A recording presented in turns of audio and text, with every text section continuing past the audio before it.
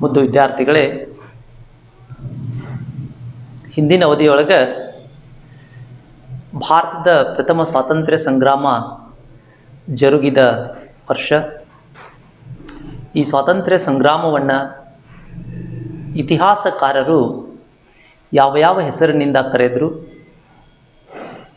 ಹಾಗೆ ಈ 1857ರ ಮಹಾದಂಗೆಗೆ ರಾಜಕೀಯ ಕಾರಣಗಳು, ಆರ್ಥಿಕ ಕಾರಣಗಳು, ಆಡಳಿತಾತ್ಮಕ ಕಾರಣಗಳು, ಸೈನಿಕ ಕಾರಣಗಳು ಹಾಗೂ ದಂಗೆಗೆ ತತ್ಕ್ಷಣದ ಕಾರಣಗಳ ಬಗ್ಗೆ ನಾವು ಹಿಂದಿನ ಅವಧಿಯೊಳಗೆ ತಿಳಿದುಕೊಂಡಿದ್ದೇವೆ.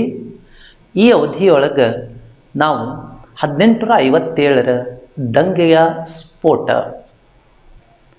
ಹಾಗೂ ಈ ಮಹಾದಂಗೆ ಹರಡುವಿಕೆ, ದಂಗೆಯ ವಿಫಲತೆಗೆ ಕಾರಣಗಳು, ಹಾಗೆ ಈ 1857ರ ಮಹಾದಂಗೆಯ ಹಿಂದುಂಟಾದ ಪರಿಣಾಮಗಳ ಬಗ್ಗೆ ಇವತ್ತು ತಿಳಿದುಕೊಳ್ಳೋಣ ಅಂತ.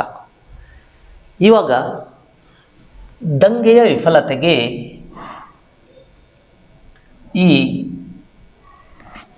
ಕಾರಣಗಳನ್ನು ತಿಳಿದುಕೊಳ್ಳೋಕ್ಕಿಂತ ಮುಂಚಿತವಾಗಿ 1857ರ ಮಹಾದಂಗೆ ಹೇಗೆ ಸ್ಫೋಟಗೊಂಡಿತು ಅನ್ನೋದನ್ನು ನಾವು ತಿಳ್ಕೊಳ್ಳೋಣ.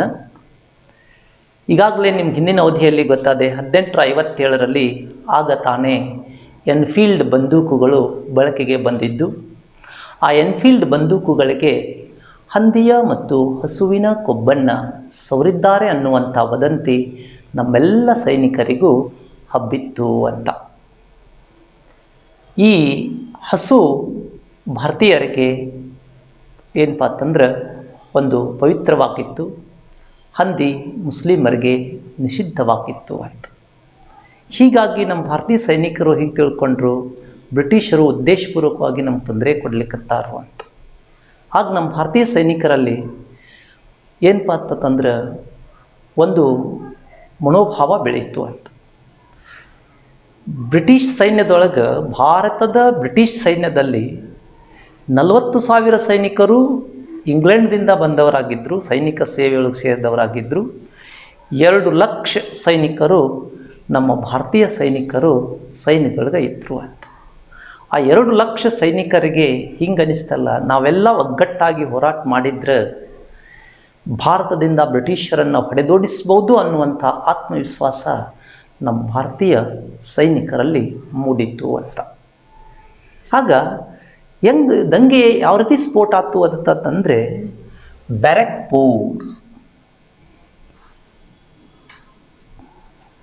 ಬ್ಯಾರಕ್ಪೂರ್ದಲ್ಲಿ 34ನೇ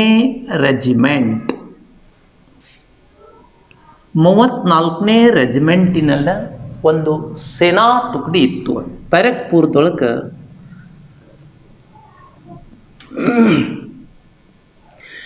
34ನೇ ರೆಜಿಮೆಂಟಿನ ಒಂದು ಸೇನಾ ತುಕಡಿ ಇತ್ತು.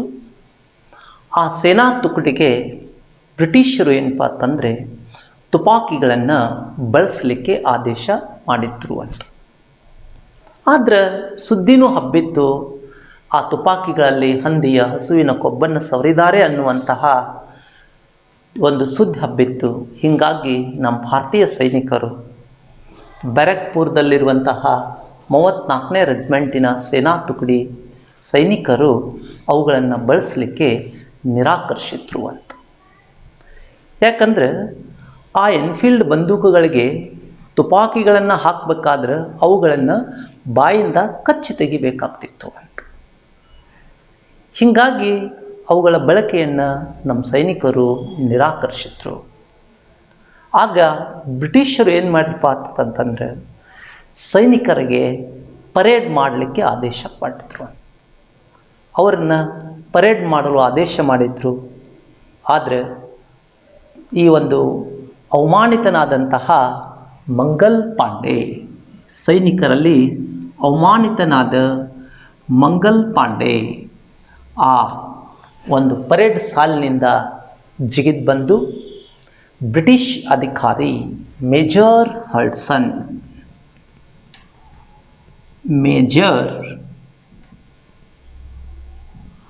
ಹಡ್ಸನ್ನನ್ನು ಈತ ಕೊಲೆ ಮಾಡಿಬಿಟ್ಟ. ಆಗ ಬ್ರಿಟಿಷರು ಮಂಗಲ್ ಪಾಂಡೆಯನ್ನು ಬಂಧಿಸಿ ವಿಚಾರಣೆಗೆ ಒಳಪಡಿಸಿ ಅವನನ್ನು ಮರಣದಂಡನೆಗೆ ಗಲ್ಲಿಗೇರಿಸಿಬಿಟ್ರು ಅಂತ.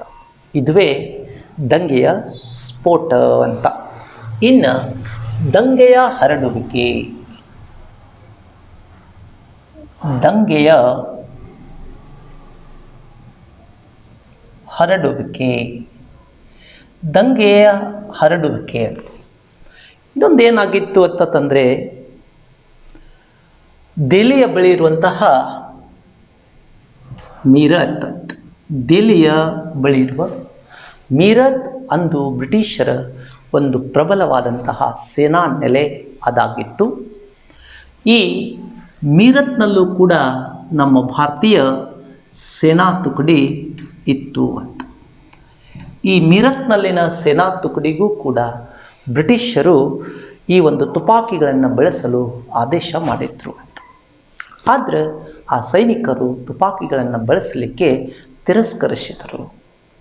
ತಿರಸ್ಕರಿಸಿದಂತಹ ಸೈನಿಕರಿಗೆ ಬ್ರಿಟಿಷರು ಏನು ಮಾಡ್ರಂದ್ರೆ, ಅವರು ಸಮವಸ್ತ್ರಗಳನ್ನು ಕಸಿದುಕೊಂಡು ಆ ಎಲ್ಲ ಸೈನಿಕರನ್ನು ಬಂಧನದಲ್ಲಿ ಇರಿಸಿಬಿಟ್ರು ಅಂತ. ಆಗ ಈ ಇತರೆ ಸೈನಿಕರು ಆ ಸೆರೆಮನೆಗೆ ನುಗ್ಗಿ ಬಂಧಿತರಾದಂಥ ಸಿಪಾಯಿಗಳನ್ನು ಬಿಡುಗಡೆಗೊಳಿಸಿಬಿಟ್ರು ಅಂತ. ತದನಂತರ ಈ ಸೈನಿಕರ ಗುಂಪೊಂದು ಮೀರತ್ನಿಂದ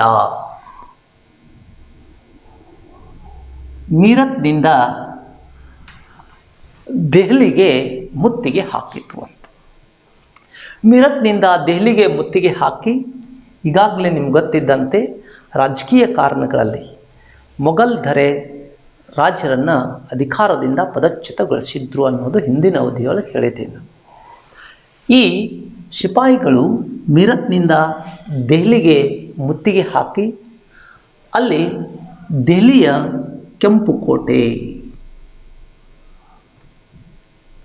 ದೆಹಲಿಯ ಕೆಂಪು ಕೋಟೆಗೂ ಕೂಡ ಸುತ್ತುವರೆದು ಅಲ್ಲೇನು ಮಾಡಪ್ಪ ಅಂತಂದ್ರೆ, ಪದಚ್ಯುತನಾದಂತಹ ಮೊಘಲ್ ದೊರೆ ಯಾರಂದ್ರೆ ಎರಡನೇ ಬಹದ್ದೂರ್ ಶಾ, ಎರಡನೇ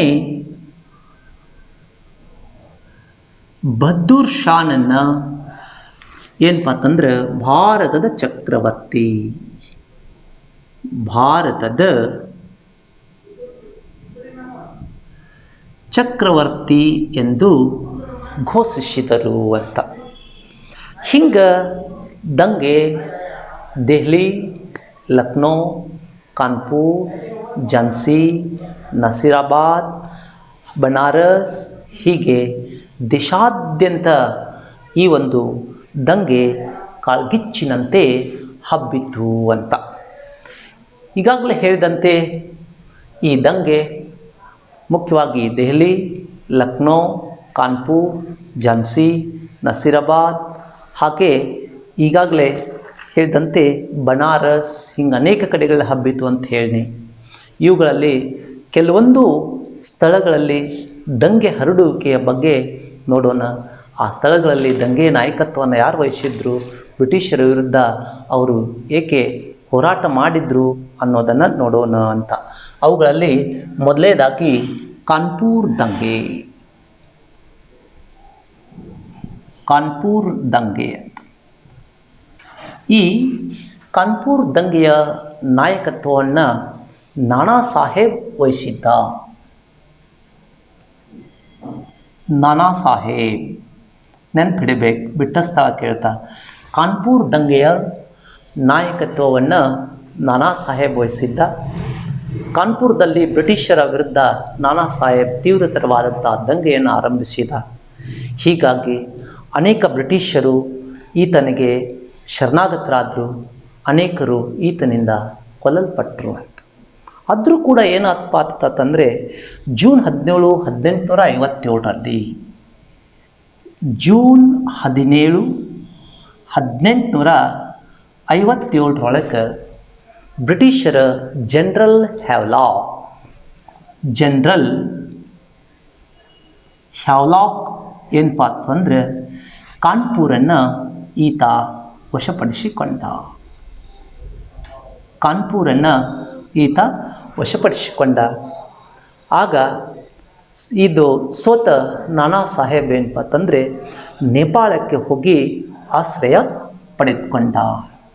ನಾನಾ ಸಾಹೇಬ್ ನೇಪಾಳಕ್ಕೆ ಹೋಗಿ ಆಶ್ರಯ ಪಡೆದುಕೊಂಡ. ಆದರೆ ನಾನಾ ಸಾಹೇಬನ ಸೇನಾಧಿಪತಿ ಒಬ್ಬಿದ್ದ. ಅವನಾರು ಅಂತಂದ್ರೆ ತಾತ್ಯಾ ಟೋಪಿ. ತಾತ್ಯಾ ಟೋಪಿ ನೆನಪಿಡಬೇಕು. ನಾನಾ ಸಾಹೇಬನ ಸೇನಾಧಿಪತಿ ತಾತ್ಯಾ ಟೋಪಿ. ಈ ತಾತ್ಯಾ ಟೋಪಿ ನಿಜವಾಗ್ಲೂ ಏನಪ್ಪ ಅಂತಂದ್ರೆ ಬ್ರಿಟಿಷರ ವಿರುದ್ಧ ವೀರಾವೇಶದಿಂದ ಹೋರಾಡಿ ಈತ ಕಾನ್ಪೂರನ್ನು ವಶಪಡಿಸಿಕೊಂಡ. ತಾತ್ಯಾ ಟೋಪಿ ಸೇನಾಧಿಪತಿ ತಾತ್ಯಾ ಟೋಪಿ ಎಂಥ ವೀರ ಶೂರ ಧೀರನಾಗಿದ್ದ, ಧೈರ್ಯವಂತನಾಗಿದ್ದ ಅಂತಂದ್ರೆ ಅವನ ಬಗ್ಗೆ, ತಾತ್ಯಾ ಟೋಪಿಯ ಬಗ್ಗೆ ಇನ್ನಷ್ಟು ಹೇಳ್ಬೇಕಂತಂದ್ರೆ ಬ್ರಿಟಿಷರು ಝಾನ್ಸಿಗೆ ಮುತ್ತಿಗೆ ಹಾಕಿದಾಗ ಕಾನ್ಪುರದಿಂದ 20,000 ಸೈನಿಕರನ್ನು ತೆಗೆದುಕೊಂಡು ಝಾನ್ಸಿಗೆ ತಾತ್ಯಾ ಟೋಪಿ ಧಾವಿಸಿ ಹೋದ. ಅಲ್ಲಿ ಈ ಒಂದು ಝಾನ್ಸಿ ಒಳಗೆ ತನ್ನ 26 ಸೈನಿಕರನ್ನು ತೆಗೆದುಕೊಂಡು ಬ್ರಿಟಿಷರ ವಿರುದ್ಧ ಹೋರಾಡಿದ. ಆದರೆ ಝಾನ್ಸಿಯಲ್ಲಿ ಆತನಿಗೆ ಸೋಲಾತು, ತಾತ್ಯಾ ಟೋಪಿಗೆ ಸೋಲಾತು ಅಂತ. ಸೋತ ತಾತ್ಯಾ ಟೋಪಿ ಕಾಡಿನೊಳಗೆ ಅವಿತು ಕುಳಿತುಬಿಟ್ಟ. ಆದರೆ ದುರ್ದೈವವೆಂಬಂತೆ ಏನಾತಪ್ಪ ಅಂತಂದರೆ ಒಬ್ಬ ದೇಶದ್ರೋಹಿ ಮಾನ್ಸಿಂಗ್ ಅಂತೆ, ದೇಶದ್ರೋಹಿ ಮಾನ್ಸಿಂಗ್, ದೇಶದ್ರೋಹಿ ಮಾನ್ಸಿಂಗ ತಾತ್ಯಾ ಟೋಪಿಯನ್ನು ಹಿಡಿಸ್ಕೊಟ್ಬಿಟ್ಟ. ಆಗ ಬ್ರಿಟಿಷರು ಏನು ಮಾಡಿದಪ್ಪ ಅಂತಂದರೆ ತಾತ್ಯಾ ಟೋಪಿಯನ್ನು ಬಂಧಿಸಿ ಅವನನ್ನು ವಿಚಾರಣೆಗೆ ಒಳಪಡಿಸಿ ತಾತ್ಯಾ ಟೋಪಿಯನ್ನು ಮರಣದಂಡನೆಗೆ ವಿಧಿಸಿದ್ರು ಅಂತ. ಇನ್ನು ಎರಡನೇದಾಗಿ ಝಾನ್ಸಿ ದಂಗೆ ಅಂತ. ಝಾನ್ಸಿ ದಂಗೆ, ಈ ಝಾನ್ಸಿ ದಂಗೆಯ ನಾಯಕತ್ವವನ್ನು ಯಾರು ವಹಿಸಿದ್ರು ಅಂತಂದರೆ ಹೆಸರೇ ಸೂಚಿಸುವಂತೆ ಝಾನ್ಸಿ ರಾಣಿ ಲಕ್ಷ್ಮೀಬಾಯಿ. ಝಾನ್ಸಿ ರಾಣಿ ಲಕ್ಷ್ಮೀಬಾಯಿ ಅಂತ. ಝಾನ್ಸಿ ರಾಣಿ ಲಕ್ಷ್ಮೀಬಾಯಿ ಈ ಒಂದು ದಂಗೆಯ ನಾಯಕತ್ವವನ್ನು ವಹಿಸಿದ್ರು. ಯಾವ ಉದ್ದೇಶವನ್ನು ಇಟ್ಕೊಂಡು ಬ್ರಿಟಿಷರ ವಿರುದ್ಧ ಈಕೆ ದಂಗೆ ಎದ್ದಳು ಅಂತಂದರೆ ದತ್ತು ಮಕ್ಕಳಿಗೆ ಉತ್ತರಾಧಿಕಾರದ ಹಕ್ಕಿಲ್ಲ, ದತ್ತು ಮಕ್ಕಳಿಗೆ ಉತ್ತರಾಧಿಕಾರದ ಹಕ್ಕಿಲ್ಲ ಎಂಬ ಬ್ರಿಟಿಷರ ಈ ನೀತಿಯ ವಿರುದ್ಧ ಝಾನ್ಸಿ ರಾಣಿ ಲಕ್ಷ್ಮೀಬಾಯಿ ದಂಗೆ ಎದ್ದಳು ಅಂತ. ಈ ಝಾನ್ಸಿ ರಾಣಿ ಲಕ್ಷ್ಮೀಬಾಯಿ ನಿಜವಾಗಲೂ ತನ್ನ ದತ್ತು ಪುತ್ರನನ್ನು ಬೆನ್ನಿಗೆ ಕಟ್ಟಿಕೊಂಡು ಬ್ರಿಟಿಷರ ವಿರುದ್ಧ ಹೋರಾಡಿ ಬ್ರಿಟಿಷರಿಂದ ಗ್ವಾಲಿಯರನ್ನು ವಶಪಡಿಸಿಕೊಂಡಳು ಅಂತ. ಬ್ರಿಟಿಷರಿಂದ ಗ್ವಾಲಿಯರನ್ನು ವಶಪಡಿಸಿಕೊಂಡರು ಅಂತ. ನಿಜವಾಗಲೂ ಝಾನ್ಸಿ ರಾಣಿ ಲಕ್ಷ್ಮೀಬಾಯಿ ಸ್ವತಃ ಕುದುರೆ ಏರಿ ಖಡ್ಗ ಹಿಡಿದು ಬ್ರಿಟಿಷರ ವಿರುದ್ಧ ವೀರಾವೇಶದಿಂದ ಹೋರಾಡಿ ರಣರಂಗದಲ್ಲಿಯೇ ಆಕೆ ಅಸುನೀಗಿದಳು ಅಂತ. ಆದರೂ ಕೂಡ ಝಾನ್ಸಿ ರಾಣಿ ಲಕ್ಷ್ಮೀಬಾಯಿಯ ಒಂದು ವೀರ ಶೂರ ಧೀರತನವನ್ನು ಅರಿತ ಒಬ್ಬ ಬ್ರಿಟಿಷ್ ಸೇನಾನಿ ಝಾನ್ಸಿ ರಾಣಿ ಲಕ್ಷ್ಮೀಬಾಯಿಯನ್ನು ಏನಂತ ಹೊಗಳಿದಾತಂದರೆ ನಿಜವಾಗಲೂ ಬಂಡಾಯಗಾರರಲ್ಲಿ ಝಾನ್ಸಿ ರಾಣಿ ಲಕ್ಷ್ಮೀಬಾಯಿ ಅತ್ಯಂತ ಶೂರಳು ಅಂಥೇಳಿ ಅವಳನ್ನು ವರ್ಣಿಸಿದ್ರು ಅಂತ. ಇನ್ನು ಮೂರನೇದಾಗಿ ಲಕ್ನೋ ದಂಗೆ, ಇಲ್ಲಿ ಬರೀತೇನಪ್ಪಿಕೊಂಡ್ರೆ ಮೂರನೇದಾಗಿ ಲಕ್ನೋ ದಂಗೆ ಅಂತ. ಈ ಲಕ್ನೋ ದಂಗೆಯ ನಾಯಕತ್ವವನ್ನು ಯಾರು ವಹಿಸಿದ್ರು ಅಂತಂದರೆ ರಾಣಿ ಬೇಗಂ ಹಜರತ್ ಮಹಲ್. ರಾಣಿ ಬೇಗಂ ಹಜರತ್ ಮಹಲ್. ಏನಾಗಿತ್ತು ಅಂತಂದರೆ, ಈ ರಾಣಿ ಬೇಗಂ ಹಜರತ್ ಮಹಲ್ಳ ಗಂಡ ಯಾರು ಅಂತಂದರೆ, ಮುಖ್ಯವಾಗಿ ಆಕೆಯ ಗಂಡ ನವಾಬ್ ವಜೀರ್ ಅಲಿ. ಇವನನ್ನು ಬ್ರಿಟಿಷರು ಕೋಲ್ಕತ್ತಾದೊಳಗೆ ಬಂಧನದಲ್ಲಿಟ್ಟಿದ್ರು ಅಂತ. ಹೀಗಾಗಿ ಲಕ್ನೋದೊಳಗೆ ನವಾಬನ ಮಗನನ್ನು ಅವಧ್ ಪ್ರಾಂತ್ಯದ ನವಾಬನನ್ನಾಗಿ ಮಾಡಬೇಕು ಅಂತ ತಿಳ್ಕೊಂಡ ರಾಣಿ ಬೇಗಂ ಹಜರತ್ ಮಹಲ್ಳು ಲಕ್ನೋದಲ್ಲಿ ಬ್ರಿಟಿಷರ ವಿರುದ್ಧ ದಂಗೆ ಎತ್ತುವಂತ. ಆದರೆ ಇಲ್ಲೂ ಏನಪ್ಪ ಆಗತ್ತಂದ್ರೆ, ಸಹಜವಾಗಿ ಅವಧ್ ಪ್ರಾಂತ್ಯದ ರಾಜಧಾನಿ ಲಕ್ನೋ ಬ್ರಿಟಿಷರ ಕೈವಶವಾಯಿತು ಅಂತ. ಹೀಗಾಗಿ ರಾಣಿ ಬೇಗಂ ಹಜರತ್ ಮಹಲ್ಳು ಕೂಡ ಏನಪ್ಪ ಅಂತಂದ್ರೆ ತಪ್ಪಿಸಿಕೊಂಡು ನೇಪಾಳಕ್ಕೆ ಆಶ್ರಯ ಪಡೆದಳು ಅಂತ. ಹೀಗೆ ದಂಗೆ ಅನೇಕ ಕಡೆಗಳಲ್ಲಿ ಹರಡಿತು ಅಂತ. ಇನ್ನು ಹೆಡಿಂಗ್ ಹಾಕಿ ದಂಗೆಯ ವಿಫಲತೆಗೆ ಕಾರಣಗಳು. ಹೆಡಿಂಗ್ ಹಾಕಿ ದಂಗೆಯ ವಿಫಲತೆಗೆ ಕಾರಣಗಳು.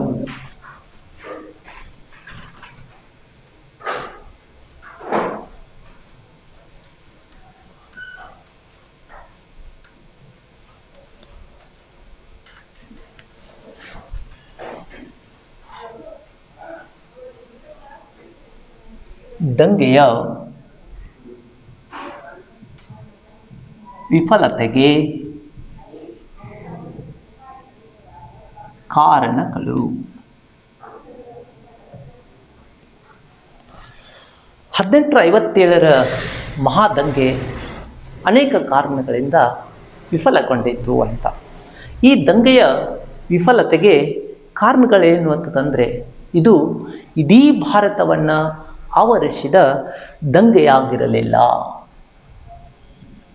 ಇದು ಇಡೀ ಭಾರತವನ್ನು ಆವರಿಸಿದ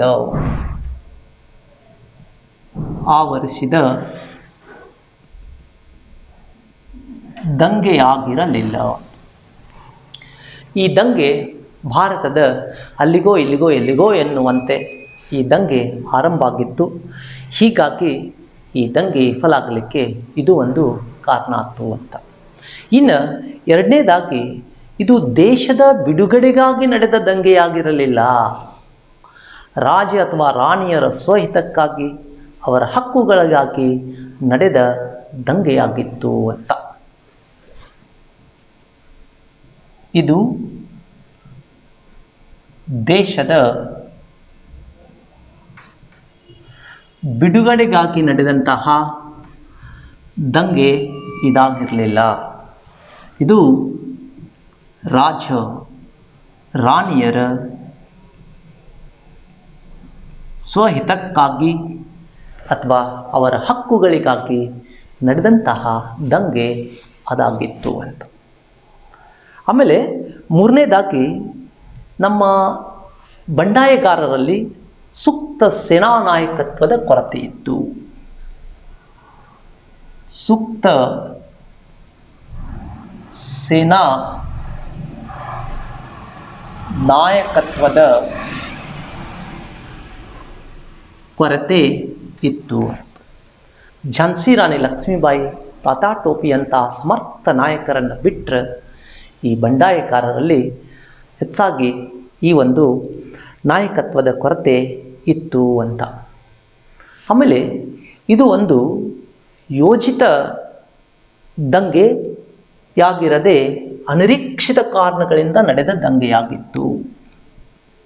ಇದು ಒಂದು ಯೋಜಿತ ದಂಗೆಯಾಗಿರದೆ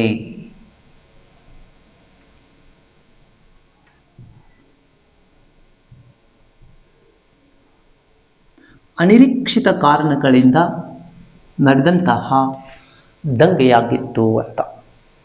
ಅದೇ ರೀತಿ ನಮ್ಮ ಬ್ರಿಟಿಷ್ ಸೈನಿಕರಲ್ಲಿದ್ದಂಥ ಒಗ್ಗಟ್ಟು ನಮ್ಮ ಭಾರತೀಯ ಸಿಪಾಯಿಗಳಲ್ಲಿ ಇರಲಿಲ್ಲ. ಬ್ರಿಟಿಷ್ ಸೈನಿಕರಲ್ಲಿದ್ದ ಒಗ್ಗಟ್ಟು ನಮ್ಮ ಭಾರತೀಯ ಸಿಪಾಯಿಗಳಲ್ಲಿ ಇರಲಿಲ್ಲ.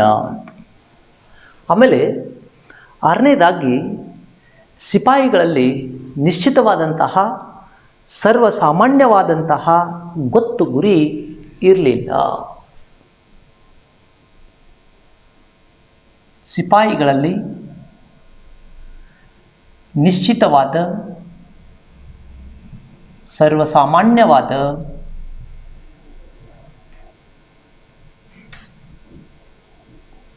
ಗೊತ್ತು ಗುರಿ ಇರಲಿಲ್ಲ. ಹಾಗೆ ಆದರೆ ಇಂಗ್ಲೀಷರಲ್ಲಿ ಹಂಗಿರಲಿಲ್ಲ. ಇಂಗ್ಲೀಷರಲ್ಲಿ ತಮ್ಮ ಆಡಳಿತವನ್ನು ಉಳಿಸಿಕೊಳ್ಬೇಕು ಅನ್ನುವಂತಹ ನಿಶ್ಚಿತವಾದಂಥ ಗುರಿ ಬ್ರಿಟಿಷರಲ್ಲಿ ಇತ್ತು ಅಂತ. ಆಮೇಲೆ ನಮ್ಮ ಭಾರತೀಯ ಸಿಪಾಯಿಗಳಲ್ಲಿ ಆಧುನಿಕ ಶಸ್ತ್ರಾಸ್ತ್ರಗಳಾಗಲಿ ಸಂಪರ್ಕ ಸಾಧನಗಳಾಗಲಿ ಇವು ಇರಲಿಲ್ಲ ಅಂತ. ಭಾರತೀಯ ಸಿಪಾಯಿಗಳಲ್ಲಿ ನಮ್ಮ ಭಾರತೀಯ ಸಿಪಾಯಿಗಳಲ್ಲಿ ಆಧುನಿಕ ಶಸ್ತ್ರಾಸ್ತ್ರಗಳ ಮತ್ತು ಸಂಪರ್ಕ ಸಾಧನಗಳ ಕೊರತೆ ಇತ್ತು. ಸಾಧನಗಳ ಕೊರತೆ ಇತ್ತು. ಹೀಗಾಗಿ ಈ ದಂಗೆ ವಿಫಲ ಆಗಲಿಕ್ಕೆ ಇದು ಒಂದು ಕಾರಣ. ಆಮೇಲೆ ಇನ್ನೊಂದು ವಿಶೇಷವಾಗಿ ಏನು ಅಂತಂದರೆ, ಈ 1857ರ ಮಹಾದಂಗೆಗೆ ನಮ್ಮ ದೇಶೀಯ ಸಂಸ್ಥಾನಗಳ ರಾಜ್ಯರು ಬ್ರಿಟಿಷರಿಗೆ ಸಹಾಯ ಮಾಡಿದರು ವಿನಃ ನಮ್ಮ ಭಾರತೀಯ ಸಿಪಾಯಿಗಳಿಗೆ ಬೆಂಬಲ ಕೊಡಲಿಲ್ಲ ಅಂತ. ದೇಶೀಯ ಸಂಸ್ಥಾನಗಳ ರಾಜ್ಯರು ನಮ್ಮ ದೇಶೀಯ ಸಂಸ್ಥಾನಗಳ ರಾಜರು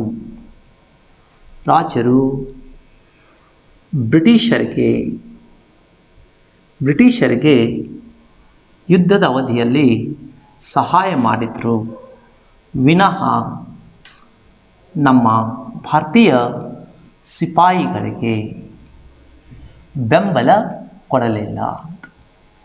ಹೀಗಾಗಿ ಈ ಯುದ್ಧ ವಿಫಲ ಆಗಲಿಕ್ಕೆ ಕಾರಣ ಆಗ್ತು ಅಂತ. ಆಮೇಲೆ ಇನ್ನೊಂದು, ನಮ್ಮ ಸಿಪಾಯಿಗಳು ಅನೇಕ ಕಡೆ ಲೂಟಿ, ದಂಗೆ, ದರೋಡೆಗಳನ್ನು ಮಾಡುವ ಮೂಲಕ ನಮ್ಮ ಭಾರತದ ಜನಸಾಮಾನ್ಯರ ವಿಶ್ವಾಸವನ್ನು ಕಳೆದುಕೊಂಡಿದ್ದೂ ಕೂಡ ಒಂದು ದಂಗೆ ವಿಫಲತೆಗೆ ಕಾರಣ ಆಯ್ತು ಅಂತ.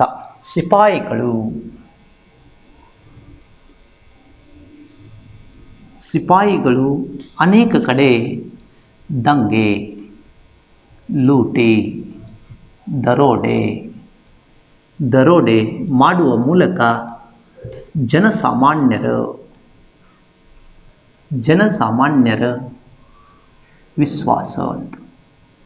ವಿಶ್ವಾಸ ಕಳೆದುಕೊಂಡ್ರು.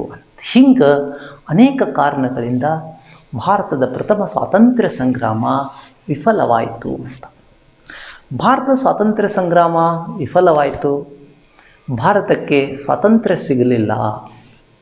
ಆದರೆ ಭಾರತಕ್ಕೇನೋ ಸ್ವಾತಂತ್ರ್ಯ ಸಿಗಲಿಲ್ಲ, ಆದರೆ ಈ 1857ರ ಮಹಾದಂಗೆಯಿಂದ ಒಂದಿಷ್ಟು ಪರಿಣಾಮಗಳು ಉಂಟಾದವು, ಬದಲಾವಣೆಗಳು ಉಂಟಾದವು. ಹಾಗಾದರೆ 1857ರ ಮಹಾದಂಗೆಯಿಂದ ಉಂಟಾದ ಪರಿಣಾಮಗಳೇನು ಅನ್ನೋದನ್ನು ನಾವು ನೋಡೋಣ ಅಂತ.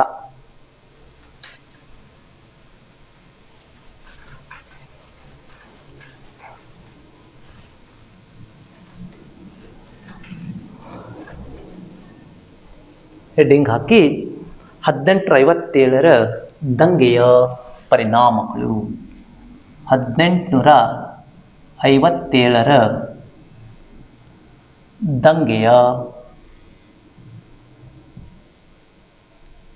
ಪರಿಣಾಮಗಳು. 1857ರ ದಂಗೆಯಿಂದುಂಟಾದ ಪರಿಣಾಮಗಳು. ಮೊದಲನೇ ಪರಿಣಾಮ ಏನು ಅಂತಂದರೆ, 1857ರ ದಂಗೆಯಿಂದಾಗಿ ಭಾರತದಲ್ಲಿ ಇಂಗ್ಲಿಷ್ ಈಸ್ಟ್ ಇಂಡಿಯಾ ಕಂಪನಿಯ ಆಡಳಿತ ರದ್ದುಗೊಂಡು ಇಂಗ್ಲೆಂಡ್ ಸರ್ಕಾರ ನೇರವಾಗಿ ಭಾರತದ ಆಡಳಿತದ ಚುಕ್ಕಾಣಿಯನ್ನು ಹಿಡಿಯಿತು ಅಂತ. ಈಸ್ಟ್ ಇಂಡಿಯಾ ಕಂಪನಿಯ ಆಡಳಿತ, ಈಸ್ಟ್ ಇಂಡಿಯಾ ಕಂಪನಿಯ ಆಡಳಿತ ರದ್ದುಗೊಂಡು ನೇರವಾಗಿ ಇಂಗ್ಲೆಂಡ್ ಸರ್ಕಾರವು ಭಾರತದ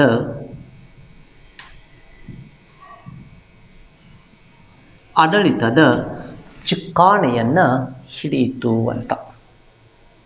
ಆಮೇಲೆ ಎರಡನೇ ಪರಿಣಾಮ ಏನು ಅಂದರೆ, ನಮ್ಮ ಭಾರತದ ವ್ಯವಹಾರವನ್ನು ನೋಡಿಕೊಳ್ಳಿಕ್ಕೆ ಇಂಗ್ಲೆಂಡ್ ಪಾರ್ಲಿಮೆಂಟಿನ ಭಾರತ ವ್ಯವಹಾರಗಳ ಕಾರ್ಯದರ್ಶಿಗೆ ವಹಿಸಲಾಯಿತು ಅಂತ. ಭಾರತದ ವ್ಯವಹಾರವನ್ನು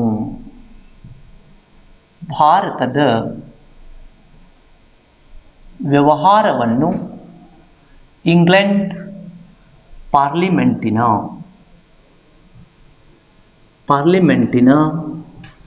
ಭಾರತದ ವ್ಯವಹಾರಗಳ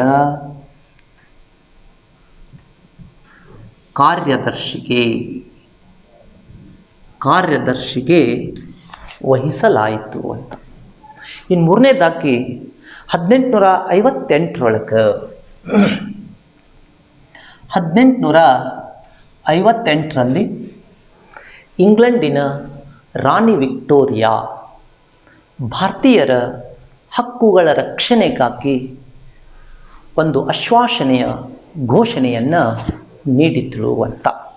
ಈ 1858ರಲ್ಲಿ ಇಂಗ್ಲೆಂಡಿನ ರಾಣಿ ವಿಕ್ಟೋರಿಯಾ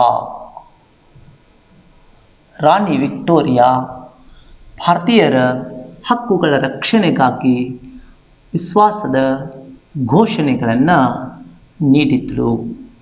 ಏನು ಘೋಷಣೆಗಳನ್ನು ನೀಡಿದ್ರು ಅಂತಂದರೆ, ಇಂಗ್ಲೆಂಡಿನ ರಾಣಿ ವಿಕ್ಟೋರಿಯಾ ಏನು ಹೇಳಿ ನಮ್ಮ ಭಾರತೀಯರಿಗೆ ಅಂತಂದರೆ, ಮ್ಯಾಗ್ನಾ ಕಾರ್ಟಾ ಪ್ರಕಾರ ಭಾರತೀಯರ ಹಕ್ಕುಗಳ ರಕ್ಷಣೆಯನ್ನು ಮಾಡಲಾಗುವುದು ಅಂಥೇಳಿ ಹೇಳಿದರು. ಮ್ಯಾಗ್ನಾ ಕಾರ್ಟಾ ಅಂತಂದರೆ ಇಂಗ್ಲೆಂಡಿನಲ್ಲಿ 13ನೇ ಶತಮಾನದೊಳಗೆ ಆಗಿನ ಇಂಗ್ಲೆಂಡಿನ ದೊರೆ ಜಾನ್ ತನ್ನ ಪ್ರಜೆಗಳಿಗೆ ಕೊಡಲಾದ ಹಕ್ಕುಗಳ ರಕ್ಷಣೆಯ ಒಂದು ದಾಖಲೆಯ ಪುಸ್ತಕಕ್ಕೆ ಮ್ಯಾಗ್ನಾ ಕಾರ್ಟಾ ಅಂತ ಕರೀತಾರೆ. ಆ ಮ್ಯಾಗ್ನಾ ಕಾರ್ಟಾ ಪ್ರಕಾರ ಭಾರತೀಯರ ಹಕ್ಕುಗಳ ರಕ್ಷಣೆಯನ್ನು ಮಾಡಲಾಗುವುದು ಅಂಥೇಳಿ 1858ರೊಳಗೆ ಇಂಗ್ಲೆಂಡಿನ ರಾಣಿ ಘೋಷಿಸಿದರು. ಆ ಘೋಷಣೆಯಲ್ಲಿರುವಂಥ ಪ್ರಮುಖವಾದಂಥ ಅಂಶಗಳು ಯಾವುದು ಅಂತಂದರೆ, ಮೊದಲನೇದಾಗಿ ಇಂಗ್ಲಿಷ್ ಈಸ್ಟ್ ಇಂಡಿಯಾ ಕಂಪನಿಯು ಸಂಸ್ಥಾನಗಳ ರಾಜರುಗಳ ಜೊತೆ ಮಾಡಿಕೊಂಡಂತಹ ಒಪ್ಪಂದಗಳನ್ನು ಅಂಗೀಕರಿಸಲಾಗುವುದು ಅನ್ನುವಂತಹ ಒಂದು ಆಶ್ವಾಸನೆಯನ್ನು ನೀಡಿದರು. ಎರಡನೇದಾಗಿ ಪ್ರಾದೇಶಿಕ ವಿಸ್ತರಣಾ ನೀತಿಯನ್ನು ಕೈ ಬಿಡಲಾಗುವುದು. ಪ್ರಾದೇಶಿಕ ವಿಸ್ತರಣಾ ನೀತಿಯನ್ನು ಕೈ ಬಿಡಲಾಗುವುದು ಅಂತ. ಬ್ರಿಟಿಷರು ಏನು ಮಾಡ್ತಿದ್ರು, ಅನೇಕ ನೀತಿಗಳನ್ನು ನಿಯಮಗಳನ್ನು ಜಾರಿಗೆ ತಂದು ಸಾಮ್ರಾಜ್ಯಗಳನ್ನು ತಮ್ಮ ಕೈವಶ ಮಾಡ್ಕೊಳ್ತಿದ್ರು. ಆದರೆ 1857ರ ದಂಗೆಯ ನಂತರ ಇಂಗ್ಲೆಂಡಿನ ರಾಣಿ ಸಾಮ್ರಾಜ್ಯಶಾಹಿ ನೀತಿಯನ್ನು ಕೈ ಬಿಡಲಾಗುವುದು ಅಂಥೇಳಿ ಆಶ್ವಾಸನೆಯನ್ನು ಕೊಟ್ಟರು ಅಂತ. ಇನ್ನು ನೆಕ್ಸ್ಟ್, ಭಾರತೀಯರ ಧಾರ್ಮಿಕ ವಿಚಾರಗಳಲ್ಲಿ ಹಸ್ತಕ್ಷೇಪ ಮಾಡೋದಿಲ್ಲ ಅಂತ ಹೇಳಿದರು. ನಿಮ್ಗೆ ಈಗಾಗಲೇ ಗೊತ್ತದೆ ಏನು ನಮ್ಮ ಧಾರ್ಮಿಕ ಅಂಶಗಳಲ್ಲಿ ಏನು ಕೈ ಹಾಕಿದ್ರು ಬ್ರಿಟಿಷರು ಅಂತಂದ್ರೆ, ನಮ್ಮ ಭಾರತೀಯ ಸಿಪಾಯಿಗಳಿಗೆ ಕಡಲಾಚೆ ಹೋಗಿ ಯುದ್ಧ ಮಾಡಬೇಕು ಅಂಥೇಳಿ ಆದೇಶ ಮಾಡಿದ್ರು. ಆದರೆ ನಮ್ಮ ಭಾರತೀಯರಿಗೆ ಹಿಂಗಿತ್ತಲ್ಲ, ಕಡಲನ್ನು ದಾಟುವುದು ಧಾರ್ಮಿಕವಾಗಿ ನಿಷೇಧವಾಗಿತ್ತು ಅಂತ. ಇದು ಒಂದು ಕೂಡ ಏನಪ್ಪ ಅಂದರೆ ಯುದ್ಧಕ್ಕೆ ಕಾರಣ ಆಗಿತ್ತು ಅಂತ ತಿಳ್ಕೊಂಡ ಇಂಗ್ಲೆಂಡಿನ ರಾಣಿ ಭಾರತೀಯರ ಧಾರ್ಮಿಕ ವಿಷಯಗಳಲ್ಲಿ ಹಸ್ತಕ್ಷೇಪ ಮಾಡುವಂತಿಲ್ಲ ಅಂತ. ಭಾರತೀಯರ ಧಾರ್ಮಿಕ